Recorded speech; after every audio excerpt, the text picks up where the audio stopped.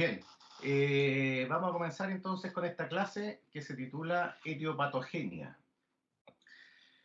Dentro de los objetivos o resultados de aprendizaje a desarrollar en la clase, mencioné estos tres. Dice, refuerza conceptos para comprender el concepto de etiopatogenia, comprende un nuevo paradigma de la periodontitis, de cómo se desarrolla la periodontitis, e integra nuevos mecanismos patogénicos. Ya, bueno, lo primero antes de comenzar es que ustedes recuerden el concepto de etiopatogenia. Etiopatogenia es un término complejo que une dos partes, ¿no es cierto? La palabra etiología y la palabra patogenia. Etiología significa que se estudian los factores etiológicos, o sea, los factores causales de la enfermedad. Habitualmente o históricamente siempre mencionamos en periodoncia que el factor etiológico principal era la placa bacteriana, así le llamábamos, placa bacteriana. Y también hablábamos de factores etiológicos secundarios. Dentro de eso estaban los factores que acumulaban placa, como obturaciones desbordantes, con hombros, falta de punto de contacto, etc. Y además, en este concepto que se llama etiopatogenia, está el concepto de patogenia. Patogenia se refiere a los mecanismos que interactúan para desarrollar la enfermedad. Por lo tanto, cuando nosotros les preguntemos a ustedes en las pruebas o en las clases o en las interrogaciones de caso, ¿qué significa etiopatogenia? Ustedes tienen que tener estos dos conceptos en mente. Etiopatogenia une los factores etiológicos y cómo estos factores etiológicos se entremezclan entre sí, cuál es el mecanismo que produce finalmente la enfermedad. Esta clase entonces se trata de eso, de tratar de describir algunos mecanismos claves que permiten que la enfermedad se produzca. ¿Ok? Ahora, bajo esa perspectiva, podemos entonces hablar de varias cosas. Podemos centrarnos en la microbiología, podemos centrarnos en la inmunología, podemos centrarnos en la histología, otros profesores podrán centrarse en la bioquímica, en la parte molecular, etc. Son todos mecanismos patogénicos que explican cómo se produce la enfermedad. Cuando nosotros vemos estas imágenes, distinguimos un paciente acá al lado izquierdo, una foto clínica de un paciente al lado izquierdo que se ve bastante bien, ¿verdad? Sin embargo, cuando vemos la imagen de la derecha, vemos que este paciente está enfermo. Tiene una condición especial. Hay algo en ese paciente, en el segundo paciente, que no está funcionando bien. ¿Qué podrá hacer? Podríamos hablar quizás de la parte genética, de una predisposición genética que produjo que esa enfermedad se produjese así. Podríamos hablar de la respuesta inmune, microbiología. ¿Será la microbiología la que explica que este paciente de un estado de salud se transforme en un paciente enfermo? Esas son las preguntas que de alguna manera, si bien no son respuesta absoluta, uno intenta comenzar a acercarse cuando analiza la etiopatogenia de la enfermedad, en este caso de la periodontitis. Cuando nosotros vemos este esquema, vemos que por un lado está el biofilm. Ojo que el concepto actual, hoy día, antes hablábamos de placa bacteriana. Sabemos que la placa bacteriana o esta placa que produce la enfermedad no es solo bacteriana. O sea, dentro de esa placa bacteriana es probable que hayan otros microorganismos que también están jugando un papel. Dentro de ellos podrían haber virus, hongos, protozoos, etc. Por lo tanto, el concepto más actual o la mejor forma de referirse en la actualidad a este tema no es hablar de placa bacteriana, sino es hablar de biofilm. Traducido al español sería biopelícula. Y hablamos entonces de una biopelícula microbiana y no solo bacteriana, asumiendo que podrían haber otros microorganismos participando también. De hecho, en la nueva clasificación por ahí hablan de biopelícula dental. Yo creo que esos dos términos deberían empezar a hacernos clic y a guardarlo en algún rinconcito de nuestro conocimiento.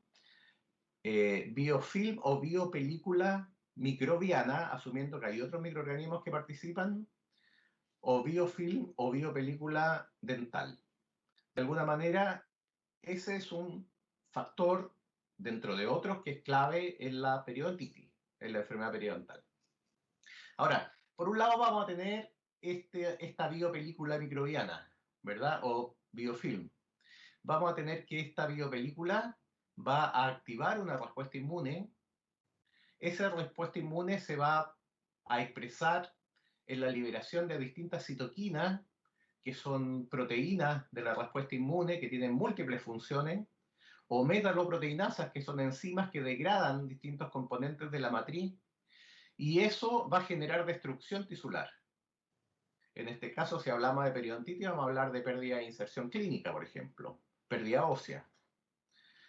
De alguna manera eso se va a traducir en signos y síntomas clínicos, los que van a producir, por ejemplo, mayor sangrado, y al haber mayor sangrado, va a llegar a los microorganismos mayor cantidad de factores nutricionales. Por ejemplo, sabemos que Porphyromonas gingivalis, uno de los microorganismos importantes dentro del desarrollo de la enfermedad, obtiene desde la sangre ciertos factores que le sirven como lemina para su propio crecimiento. Por lo tanto, se genera un verdadero círculo acá, en este esquema. Si hablamos de los microorganismos propiamente tal, y hablamos de esta biopelícula microbiana o dental que ya les dije, lo que se nos viene a la cabeza comúnmente es la pirámide de Sokransky, ¿no es cierto?, con los distintos complejos. Sabemos que hay colonizadores primarios, secundarios y terciarios o tardíos, y habitualmente relacionábamos estos microorganismos tardíos o terciarios con la enfermedad.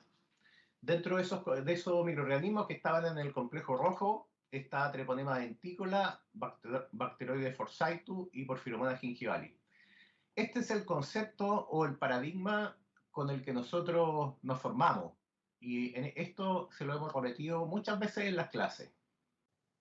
Sin embargo, la verdad es que este paradigma actualmente está un poco quedando atrás, o ya quedó atrás. ¿En qué sentido? En que sabemos ya que no es la presencia del microorganismo la que genera la enfermedad, y tampoco podemos asociar a la enfermedad a un solo microorganismo o a una especie. Por ejemplo, sabemos que hay distintos tipos de Porphyromonas gingivalis. Hay 6 serotipos distintos. Unos tipos de Porphyromonas gingivalis se asocian a salud periodontal y otros se asocian a enfermedad.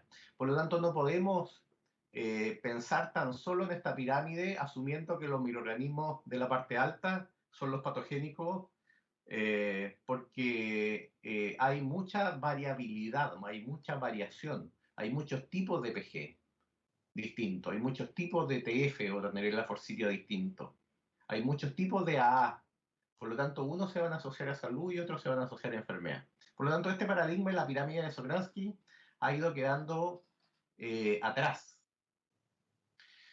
Ahora, cuando hablamos de la pirámide y hablamos de la interrelación entre los microorganismos, sabemos que hay dos procesos. Uno, el de la coagregación, que es la unión entre dos especies genéticamente diferentes. Por ejemplo, la unión entre Fusobacterium nucleatum y Porphyromonas gingivalis, esta unión es entre dos especies distintas. Por lo tanto, a este mecanismo de unión entre dos especies distintas se le conoce como coagregación.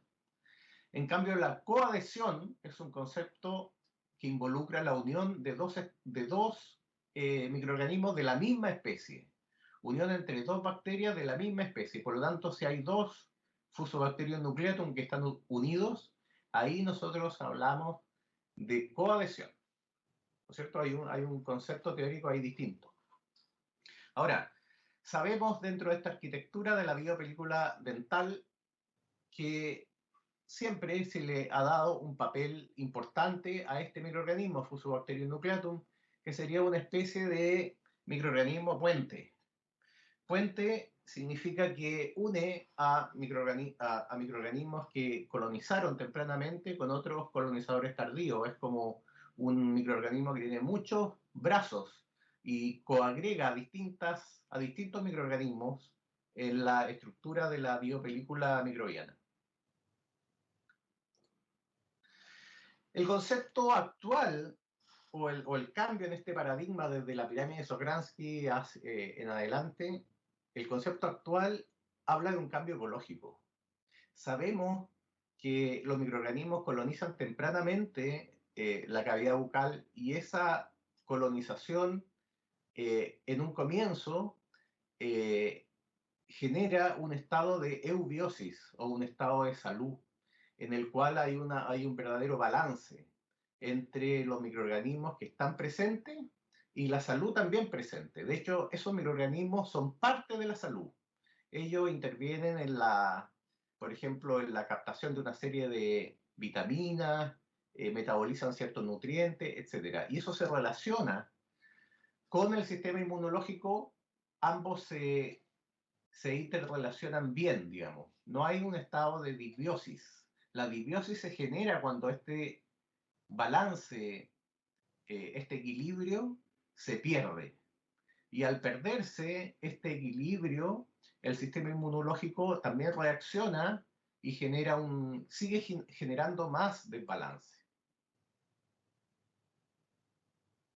Ahora, aquí hay una serie de conceptos en este nuevo paradigma que comenzaron a surgir o que comenzaron a reinterpretarse. Por un lado tenemos los comensales, que son microorganismos que obtienen alimento o protección a expensas de otro sin producirle daño ni beneficio. Estos comensales podrían estar en gran medida presentes en este estado de eubiosis que hemos visto. También está este concepto de simbiosis, que dice es una asociación íntima de organismos de especies diferentes para beneficiarse mutuamente en su desarrollo vital. Y aparece un concepto el de patobiontes, que es un concepto nuevo que quizás ustedes no han visto, o si lo vimos alguna vez el año pasado, quizás no quedó tan claro. Patobionte son patógenos que viven como comensales en un hospedero saludable, pero que pueden producir enfermedad en un hospedero susceptible. Dice, su crecimiento puede estar gatillado por una inmunodeficiencia, una infección o el tratamiento con antibióticos.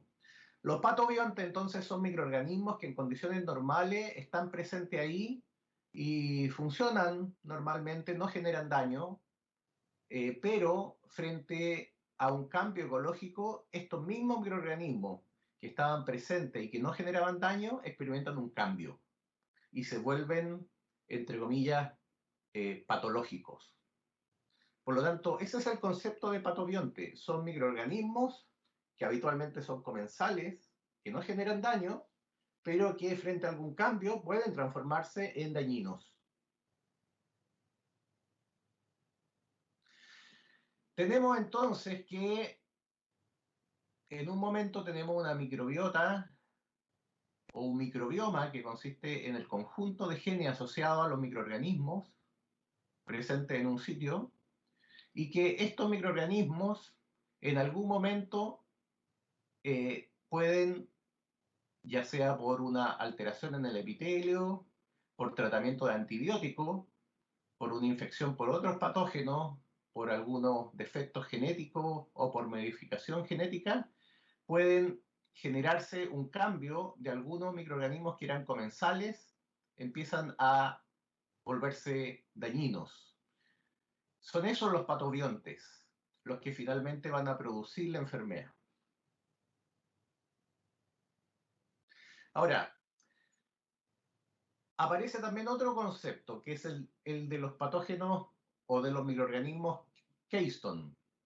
Estos son patógenos que sin estar en gran número son capaces de generar un cambio ecológico transformando a especies comensales en patogénicas. Entonces, tenemos microorganismos comensales que viven 100% comensales que viven en un estado de equilibrio, que consumen nutrientes, etcétera, pero que no le provocan daño al hospedero. Tenemos microorganismos que se denominan patobiontes, que son comensales que se pueden transformar en dañinos, y tenemos estos que se llaman keystone. Estos microorganismos keystone son microorganismos que están generalmente en poco número, pero que son capaces de inducir los cambios ecológicos que vuelven malos a los patobiontes. Son microorganismos claves, ¿ah? Son microorganismos que generan el cambio desde sujetos buenos a sujetos malos, desde microorganismos buenos a microorganismos malos que van a estar relacionados con la enfermedad. Y dentro de estos patógenos keystone, que son capaces de generar este cambio ecológico y transformar los buenos en malos, hay varios estudios que asocian distintos microorganismos. Se asume que una variedad de PG podría ser un patógeno keystone. P-micros o Peptostreptococcus, Filifactor alosis, un microorganismo que no conocemos mucho, Danarella forsythia, Treponema dentícola, podrían ser ejemplos de patógenos keystone que inducen el cambio ecológico y que generan, por lo tanto, que los patobiontes se transformen de bueno en malo. Esta es una imagen que en el fondo grafica lo mismo. Tenemos un biofilm simbiótico que genera un estado de simbiosis en el que hay salud periodontal, hay un estado de equilibrio. Sin embargo, tenemos algunos microorganismos patobiontes, que en este caso se marcan aquí en la parte inferior, aparece el patobionte como en gris, en medio moradito, y esos patobiontes son microorganismos que antes eran buenos y que ahora se transforman en malos. Y eso es inducido por estos patógenos keystone, que están en la parte inferior, graficados como más moraditos. Esos patógenos keystone, que no están en gran número, son los que generan que empieza a producirse este cambio ecológico.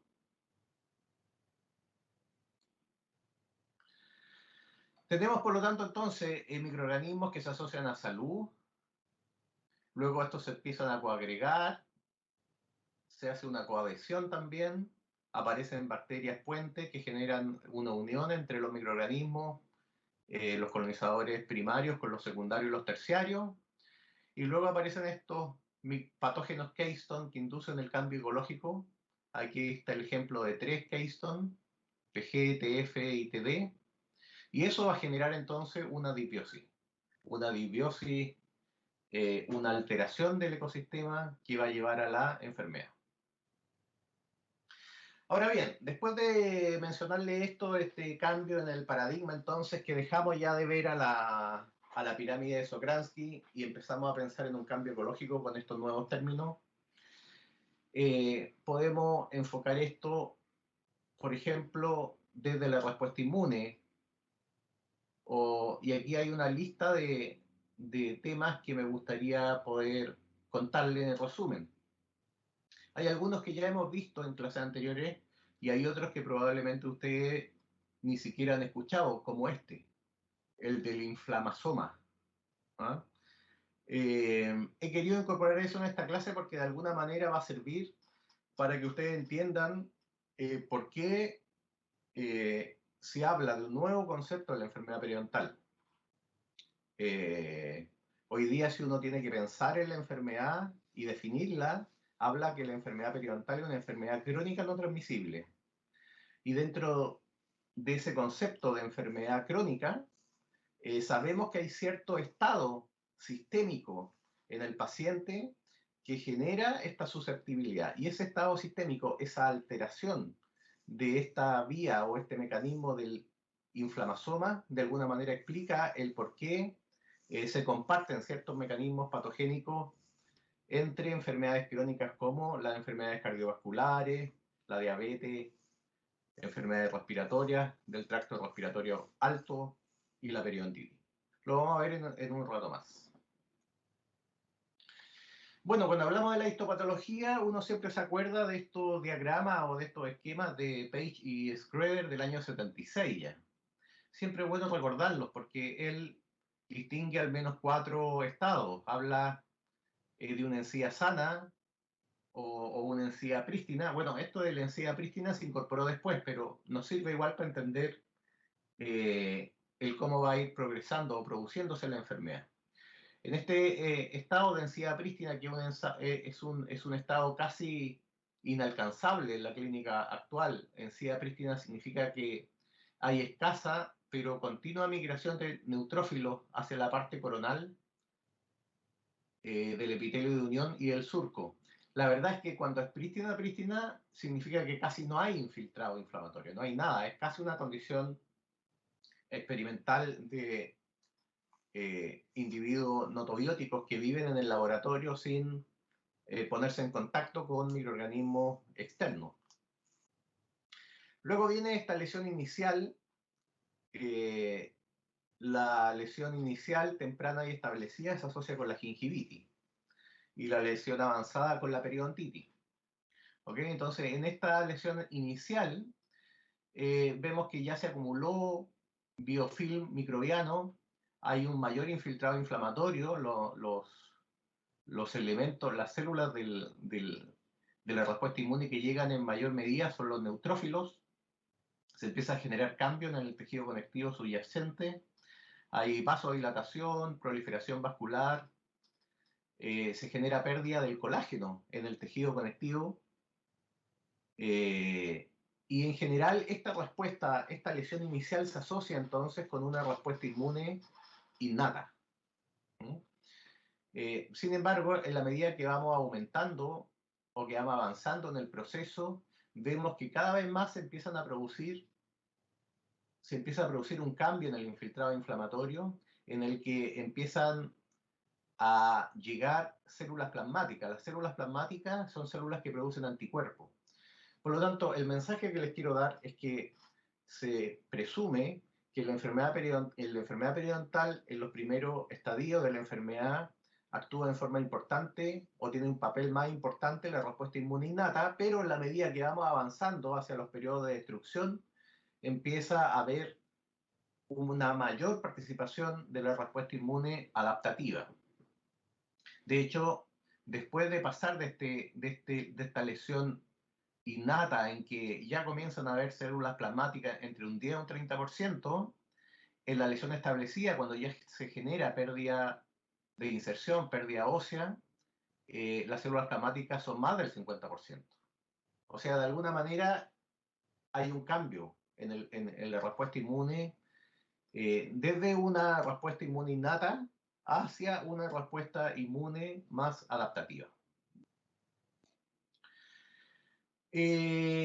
Cuando hablamos de los neutrófilos, esto también es una información nueva, cuando hablamos de los neutrófilos, que son las primeras células de la respuesta inmune innata que llegan al sitio, que llegan cerca del epitelio de unión, que invaden el tejido conectivo subyacente, pensábamos siempre, cuando se describía esto, que los neutrófilos fundamentalmente tenían la función de la fagocitosis, ¿no es cierto? O sea, eran capaces de incorporar dentro de su citoplasma partículas extrañas o microorganismos a través de un fagosoma, un endofagosoma, lo incorporaban dentro del citoplasma, lo unían con otra vesícula, formaban un endofagosoma, lo destruían y luego lo expulsaban, ¿no es cierto? Ese proceso de la fagocitosis es típico de los neutrófilos. Sin embargo, hay otros dos mecanismos que se conocían quizá un poco menos, y por eso les muestro esta diapositiva. El otro mecanismo de los neutrófilos se llama neptosis. ¿Qué significa eso? Que los neutrófilos son capaces de liberar hacia el medio extracelular verdaderas redes de proteínas, como hay una en especial que se llaman histonas. Y dentro de esta verdadera red de proteínas, de histonas que liberan al exterior, dentro de ella hay enzimas destructoras. Por lo tanto, cuando el microorganismo va avanzando y queda atrapado en esta red, ahí se gatilla el sistema inmune y sigue funcionando para eliminarlo. Por lo tanto, hay tres mecanismos básicos. Hoy día se describen tres mecanismos básicos de los neutrófilos. Uno es la fagocitosis, otra es la liberación de enzimas hacia el medio extracelular en forma libre. Es lo que se ve aquí en la figura al lado derecho, que se ve que el neutrófilo está liberando como puntitos. Esas serían enzimas que van hacia el extracelular.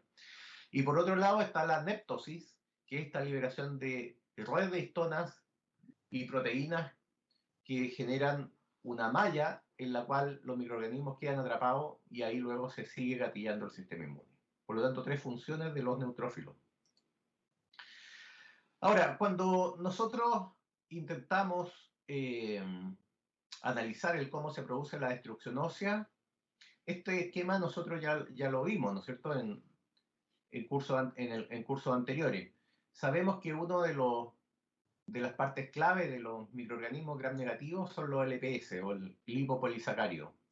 Y el lipopolisacárido se une a un receptor que está presente en el medio que se llama LBP, y cuando se produce la unión de este receptor LBP con el LPS se forma un complejo. Ese complejo a su vez es reconocido por un receptor que está presente en la membrana plasmática de algunas células del sistema inmune, por ejemplo en los macrófagos, y cuando se une el receptor CD14 de esta célula del sistema inmune con el complejo LBP-LPS, se produce una señal que viaja por el citoplasma, llega al núcleo y después del núcleo se liberan una serie de proteínas, ¿no es cierto?, de citoquina o de sustancias. Dentro de estas citoquinas quiero que pongan especial atención en dos. Una es la interleuquina 1 beta. Vamos a hablar en algún rato más del mecanismo que explica la formación de la interleuquina 1 beta, que es clave porque de alguna manera esta interleuquina 1 beta genera destrucción. Otra, por ejemplo, son las metaloproteinasas. Las metaloproteinasas son enzimas que ocupan como cofactor habitualmente el zinc, por eso se llaman metalo, y que van a ir a degradar ciertos sustratos. Por ejemplo, tenemos algunas que son colagenasas, como la metaloproteinasa 13 o la 8. Hay otras que son gelatinasas, como la metaloproteinasa 9. La gelatina es colágeno denaturalizado. Y así van a ir variando el número de la metaloproteinasa con el sustrato en el que actúan. Bien, se sabía de este mecanismo intracelular. Se sabía que se generaba una unión entre el LPS con el LBP y que ese complejo era reconocido por el receptor CD14 para generar esta activación intracelular. Sin embargo, se desconocía cómo se enviaba esta señal desde la membrana plasmática hacia el núcleo. ¿Y por qué no se sabía? Porque este receptor CD14 no tenía una prolongación intracitoplasmática, entonces se desconocía la forma en que se enviaba la señal. Tiempo después se descubrieron los receptores tipo TOL, que eran receptores que estaban vecinos al complejo LPS-LBP y que sí tenían una prolongación citoplasmática. Y estos receptores tipo TOL eran los encargados de enviar la señal al núcleo para que luego se sintetizara la citoquina. Se descubrió posteriormente que habían muchos tipos de receptores tipo TOL.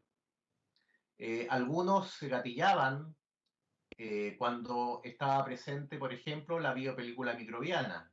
Otros cuando estaba presente, por ejemplo, una cierta sustancia extraña. Otros se activaban fundamentalmente cuando estaba invadido el cemento, etc. Hay muchos tipos de receptores tipo TOL. De hecho, el receptor tipo TOL 2 y el 4 son los que más se asocian con la enfermedad periodontal, que reconocen a dos PAMs, que es el ácido lipoteicoico y los LPS. Aquí quiero mencionar algo que es clave. Cuando hablamos de PAMs, hablamos de patrones moleculares asociados a patógenos. Y un PAMS, un patrón molecular asociado a patógeno, es por ejemplo un LPS. Todos los microorganismos, todas las bacterias gram negativas tienen LPS en su estructura exterior, en su membrana plasmática, en su pared externa. Todos los microorganismos gram negativos tienen LPS. Los microorganismos gram positivos tienen fundamentalmente fibria y ácido lipoteicoico. Entonces, cuando hablamos de patrones moleculares asociados a patógenos, hablamos de grandes estructuras de las bacterias que están continuas entre ellas, entre las especies. Esos patrones moleculares asociados a patógenos, por ejemplo el LPS, generan que se active este receptor tipo TOL y esta respuesta es típica de la respuesta inmune innata. Cuando hablamos de la respuesta inmune adaptativa, no hablamos de PAMs, sino que hablamos de antígenos, sustancias que producen anticuerpos. ¿No es cierto? Ahí hay que hacer una variación, porque los antígenos son fundamentalmente proteicos. En cambio, el LPS es una estructura grande que se conoce como PAMs. ¿Ya? Por lo tanto, cuando hablamos de, insisto, cuando hablamos de PAMs, tenemos que pensar en receptor tipo TOL y respuesta inmune innata. Cuando hablamos de una partícula extraña, una partícula proteica, una partícula ajena a nuestro organismo, hablamos de antígeno y pensamos en anticuerpo y por lo tanto pensamos en respuesta inmune adaptativa. Con esta inmunidad innata nos hemos podido dar cuenta que estos principios clásicos que uno veía en los libros, que decía que la respuesta inmune innata era una respuesta antígeno dependiente, ahí debería ser PAMS dependiente, porque los antígenos producen anticuerpos, es de esta otra casilla, que la respuesta máxima era inmediata, que era no antígeno específica, que era gatillada por los PAMS, y que no inducía memoria. Hoy día podríamos decir que este cuadro ha ido cambiando, porque ya sabemos que a través de los receptores tipo TOL hay un cierto reconocimiento que es bastante específico de lo que provoca la activación. Ahora, cuando hablamos del proceso fisiológico del hueso, sabemos que el hueso está constantemente reabsorbiéndose y se está generando también aposición ósea. Este es un proceso fisiológico. Y este proceso fisiológico está gatillado en forma normal por una citoquina que se llama RANKL. RANKL, para los que no saben, significa ligando del receptor activador del factor nuclear, KB. Así se llama el factor nuclear. Ligando del receptor del activador del factor nuclear. Y se lo menciono porque este factor nuclear KB es una vía común que genera la síntesis de citoquina de distintos tipos. La mayoría de las respuestas inmunes que nosotros vemos en periodoncia, casi todas confluyen hacia este factor KB, a este factor nuclear KB. Este factor nuclear KB lo que hace es que lleva la señal que está en el citoplasma al núcleo para que se sinteticen ciertas proteínas. Ahora, este factor nuclear que lleva la señal desde el citoplasma al núcleo, cuando se activa esa vía, se genera la activación del osteoclasto. Y el osteoclasto entonces hace lo que sabe hacer, reabsorber hueso. Hemos visto que la señal RANKL o el ligando del receptor RANK es liberado fundamentalmente por los osteoblastos. O sea, los osteoblastos son una fuente de liberación de RANKL importante. Es como que los osteoblastos que van a generar nuevo hueso necesitan espacio para depositar el nuevo hueso. Entonces, como necesitan espacio, liberan un mensaje que se llama RANKL y eso hace que el osteoclasto se active, reabsorba hueso, cree espacio, por lo tanto el osteoblasto puede depositar su nueva matriz. Ahora, en esta vía de activación, también, bueno, ahí se está uniendo, se supone que el RANKL puede liberarse al medio o puede estar unido también a la superficie del osteoblasto. Se une, este se activa, y después que se activa bien el osteoclasto, se posa en la matriz ósea y genera destrucción ósea. Ahora, en esta vía de activación hay otra sustancia que se llama OPG, osteoprogesterina, que es un inactivador. ¿No es cierto? Entonces, esta activación del osteoclasto se llama sistema RANK, ligando de RANK o RANKL, y OPG, que es el inhibidor. El OPG también es liberado por el osteoblasto. Por lo tanto, el osteoblasto podría activar o desactivar el proceso. Ahora, ¿qué es lo interesante de esto? Que nosotros podemos medir los niveles de RANL, que es el activador, o los niveles de OPG, que es el inactivador, en el fluido gingival crevicular. Y habitualmente lo que vamos a encontrar que los niveles más altos de RANL se van a encontrar en pacientes fumadores, con periodontitis, con diabetes, etc. Y los niveles más bajos de OPG, lo mismo. ¿No es cierto? Si tenemos mayor inactivador, a lo mejor el proceso de la enfermedad no se produce. Por lo tanto, es interesante saber que se puede medir. Las metaloproteinasas, ya les dije, son enzimas que generan proteólisis y que en su funcionamiento es necesaria la presencia de metales como el zinc. Hay distintos tipos de metaloproteinasas. De hecho, acá les dejo un esquema de los distintos tipos de metaloproteinasas. En su estructura básica tienen distintas partes. Miren, les quiero mostrar esta partecita que está en verde. Lamentablemente no se logra ver el puntero, parece en la presentación, pero esta partecita en verde es un dominio transmembrana. ¿Qué significa eso? Que hay algunas metaloproteinasas, como esta, por ejemplo, la 1, la 3 y la 5, que tienen un dominio transmembrana. ¿Qué significa eso? Que la metaloproteinasa puede estar anclada en la membrana plasmática.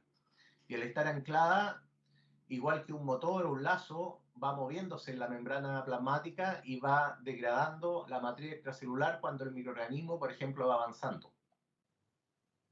Estas metaloproteinasas tienen un papel en este metabolismo del tejido óseo. Y es que el osteoclasto, cuando va a generar su acción, necesita generar una zona de sellado en su periferia. Después que genera esta zona de sellado, libera al interior una serie de enzimas que permiten la degradación de la matriz. Y esa zona de sellado, para que se produzca, tiene que actuar la metaloproteinasa 13, que es una metaloproteinasa que genera destrucción del colágeno. Si la metaloproteinasa 13 no actúa, no se genera destrucción del colágeno y por lo tanto el osteoclasto no puede posarse y reabsorber hueso. Y esta vía de activación también tiene un inhibidor que se llama TIMP, o inhibidor de la metaloproteinasa, que en este caso es la TIM1. Por lo tanto, también podemos medir los niveles de metaloproteinasa 13 a nivel del fluido gingival, que es el activador, el destructor, o podemos medir los niveles de TIM, que es su inhibidor. Por lo tanto, los pacientes con periodontitis van a tener más altos niveles de metaloproteinasa 13 y menores niveles de TIM1, que es el inhibidor. Ahora bien, cuando se genera la respuesta inmune en su estado inicial, sabemos que llegan microorganismos y que hay células que reconocen a esos microorganismos y que empiezan a generar la destrucción. Y dentro de esa célula hay una célula presentadora de antígeno que es muy importante, que se llama célula dendrítica. La célula dendrítica, que es una célula presentadora de antígenos profesional, es capaz de censar esta interfase, detectar microorganismos externos y después que los detecta, ella viaja hacia el nódulo linfático regional y genera la activación de la respuesta inmune, de manera que puedan diferenciarse linfocitos T vírgenes y de esos linfocitos T vengan otros linfocitos ya maduros a tratar de destruir lo que está generando daño. Por lo tanto, aquí tenemos la célula dendrítica viaja al linfonodo y ahí en el linfonodo genera la maduración de ciertos linfocitos T vírgenes para que vengan a actuar al sitio. Ahí hay un linfocito T virgen que va a venir a actuar al sitio. Ahora, esta célula dendrítica es súper importante porque de alguna manera ella traduce lo que está pasando, toma la información, viaja al linfonodo, le entrega la información en el linfonodo, información precisa, y luego les dice dónde tienen que ir a actuar. Si la célula dendrítica estuviese afectada, podría no enviar la señal correcta. De hecho, hay un mecanismo que se llama homing. El homing es la información que le entrega la dendrítica al linfocito T para que este linfocito T vaya a actuar al sitio en que tiene que ir a actuar. Podríamos tener quizás células dendríticas enfermas que no envían la señal correctamente y se genera un problema inmunológico serio. Ahí están actuando los macrófagos. Ahora, dependiendo de la célula dendrítica que se actúe, que active el proceso, podríamos tener distintos tipos de linfocitos T colaboradores o helper que se activen. Cuando se activa, dependiendo de esta señal, todo esto dependiendo de la señal que entrega, de la información que entrega la célula dendrítica. Si la célula dendrítica en el linfonodo regional entrega una información X, podría ser que la respuesta inmune que se genere sea de un patrón TH1. ¿Qué significa eso? Un patrón TH1 significa que se va a generar un mecanismo que va a actuar contra la infección intracelular. Por ejemplo, si fuera un virus, ahora que estamos con el COVID-19, si fuera un virus que ataca a una célula, por ejemplo, que se metiera dentro de una célula del epitelio de unión, si fuera un virus, iría a una célula dendrítica, vería que esa célula está infectada por virus y generaría una respuesta intracelular. Un linfocito, después saldría un linfocito T que va a ir a atacar a esa célula que se infectó con algo por dentro. Es una respuesta TH1, una respuesta intracelular. Sin embargo, dependiendo de la información que entregue la dendrítica, también podría generar una respuesta extracelular. Esa es la respuesta TH2. Además, esta célula dendrítica podría activar una vía que genera una respuesta antiinflamatoria o inhibidora, que se llama una respuesta TREC. O además, en la periodontitis podría esta célula dendrítica activar una respuesta destructora del tejido óseo, destructora que genera pérdida de inserción. Es una respuesta TH17. ¿Por qué les menciono todo esto? Porque lo que les estoy queriendo contar es que el tipo de respuesta inmune que genera la destrucción va a depender de la célula dendrítica. Por lo tanto, la célula dendrítica es clave en el proceso.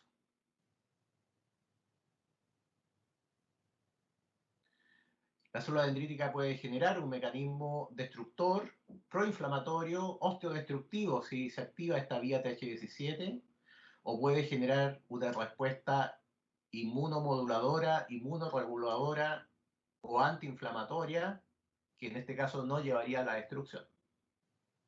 Todo depende de la señal de la dendrítica. Ahora, cuando hablamos de los linfocitos, sabemos que hay un linfocito que es clave, que es este linfocito T. El linfocito T, que es una célula del sistema inmune adaptativo que debería protegernos, además libera en grandes cantidades RANL. Y ese RANL va a activar la destrucción y la activación del osteoclasto. Ahora, además el linfocito T libera una interleuquina que se llama interleuquina 17, que actúa en forma autocrina sobre el mismo linfocito T y genera que éste libere más RANL. Por lo tanto, se ha discutido el papel del linfocito T en la enfermedad periodontal. ¿Es una célula protectora o es destructora? Porque lo que estamos viendo acá es que está activando la destrucción a través de la interleuquina 17, que genera esta autoactivación del mismo para que libere más RANL. Ahora, como yo les mencionaba adelante, independiente de la señal que llegue, muchas veces vemos cuando analizamos el proceso intracelular que se activa esta vía del factor nuclear KB. Ojo que es factor nuclear KB, no es factor nuclear kappa beta, es factor nuclear KB. Y esta activación del factor nuclear KB, que lleva la señal desde el citoplasma al núcleo, va a generar un proceso que va a producir la liberación de citoquina. Y dependiendo de la citoquina que se produzca, se va a generar un efecto. Sabemos que el concepto actual de la enfermedad es el de una enfermedad crónica no transmisible. Y es una enfermedad crónica no transmisible, la periodontitis, porque comparte una serie de factores de riesgo y de mecanismos patogénicos con otro tipo de enfermedades, como las enfermedades cardiovasculares, el cáncer, la diabetes, las enfermedades respiratorias crónicas. Y estas enfermedades crónicas que comparten los mismos mecanismos patogénicos, además comparten los mismos factores de riesgo, como la diabetes, el tabaco, el estrés o los factores genéticos. Ahora, ¿cómo poder explicar esos mecanismos patogénicos comunes? Hay una vía que es esta, la vía de la interleuquina 1 beta. Sabemos que la interleuquina 1 es una citoquina proinflamatoria que posee dos partes. Una se llama interleuquina 1 alfa y otra que se llama interleuquina 1 beta. La interleuquina 1 beta es la interleuquina que se asocia a la destrucción en la periodontitis, que se asocia a la activación de metaloproteinasa. La interleuquina 1 beta dice es producida extracelularmente. Después que la prointerleuquina 1 beta es procesada intracelularmente por un complejo que se llama inflamosoma, se puede generar la destrucción. Y esto genera la inducción de la producción de una serie de mediadores inflamatorios, entre ellos la activación de osteoclastos, metaloproteinasas, generando en nuestro caso la destrucción de los tejidos periodontales. El inflamosoma, que es esta nueva información que quería contarle, es un complejo de proteínas que está dentro del núcleo y que este inflamosoma, este complejo proteico, lo que va a hacer es que va a procesar la prointerleuquina 1 beta para transformarla en interleuquina 1 beta activa. Y una vez que esto actúa, se produce el proceso inflamatorio. Ahora, ¿qué les quiero decir? Les quiero contar que muchas de estas vías en los pacientes con enfermedades crónicas no transmisibles están alteradas. Hay un proceso sistémico inflamatorio general que está alterado y que explica muchas veces por qué se genera un proceso destructivo.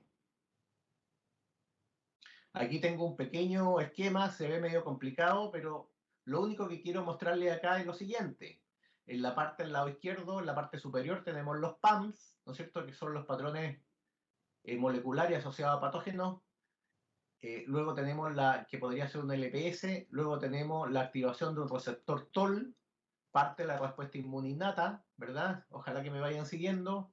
Luego está este receptor tipo TOL, envía la señal al núcleo, envía la señal al citoplasma, se activa el factor KB, el factor nuclear KB, que lleva la señal desde el citoplasma al núcleo, ¿ok?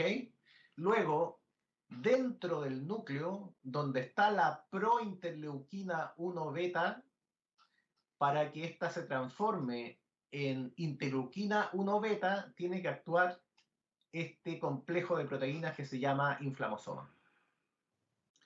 Y ahí se genera la interleuquina 1 beta que va a ir a generar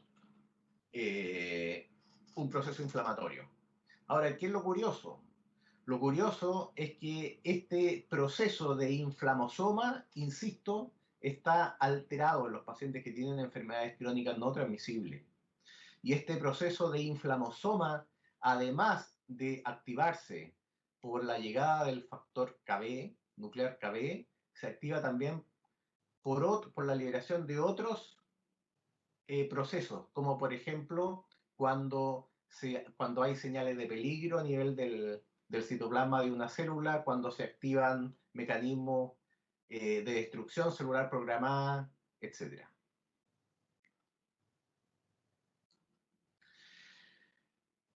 ¿Cuáles son las conclusiones de esta clase? Bueno, existe un cambio en el paradigma de la etiopatogenia y la periodontitis. Hoy día se habla de un cambio ecológico.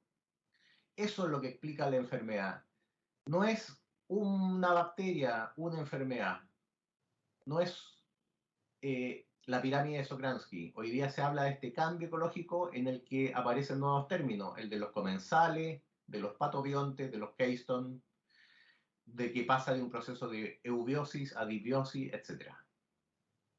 El concepto actual adecuado es hablar no de placa bacteriana, sino de biopelícula microbiana o biopelícula dental. Se produce un cambio en la histopatología y la enfermedad periodontal. En los primeros estadios, el rol o el papel de la respuesta inmune innata es importante. Cuando hablamos de respuesta inmune innata, pensamos en los PAMs, en los receptores tipo TOL, etc. Y en los estadios más avanzados de la enfermedad, el papel de la respuesta inmune adquirida es mayor. ¿No es cierto? De hecho, tenemos que el infiltrado de células plasmáticas que son productoras de anticuerpos aumenta en los estadios avanzados de la enfermedad. Existen nuevas funciones descritas para los neutrófilos. Ya les dije, antes se pensaba solo en la fagocitosis, ahora se sabe que son capaces además de liberar enzimas al medio extracelular y además está esta neptosis, que es una verdadera red que se libera al exterior donde los microorganismos quedan paralizados. La respuesta inmune innata es mucho más específica de lo que se pensaba. Antes se pensaba que era una respuesta estereotipada, que siempre generaba la misma respuesta, independiente del factor que la activara. Hoy día sabemos que es bastante más específica en su lectura, fundamentalmente porque existen distintos tipos de receptores tipo TOL que pueden identificar distintos sustratos. RAN-L es el ligando del receptor activador del factor nuclear KB, una vía común del proceso inflamatorio en general. La célula dendrítica es clave en el proceso etiopatogénico, porque es ella la que entrega la señal. Dependiendo de su mensaje, se va a activar una respuesta TH1, que es una respuesta intracelular, una TH2 que es extracelular, una TREC que es antiinflamatoria, o un proceso destructivo TH17 que va a generar la destrucción y la pérdida ósea. La enfermedad periodontal es una enfermedad crónica no transmisible, comparte mecanismos patogénicos y presenta un sistema alterado común.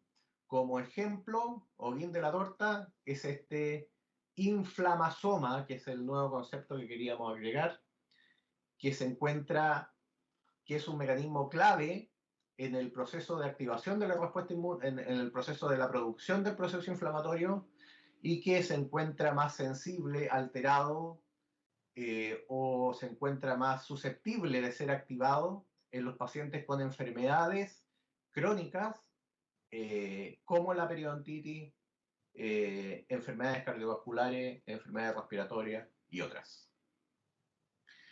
Bien, espero que haya quedado más o menos claro. Las preguntas las podemos ver en el foro. Y bueno, la presentación ya se subió dentro de los archivos compartidos para que la puedan revisar.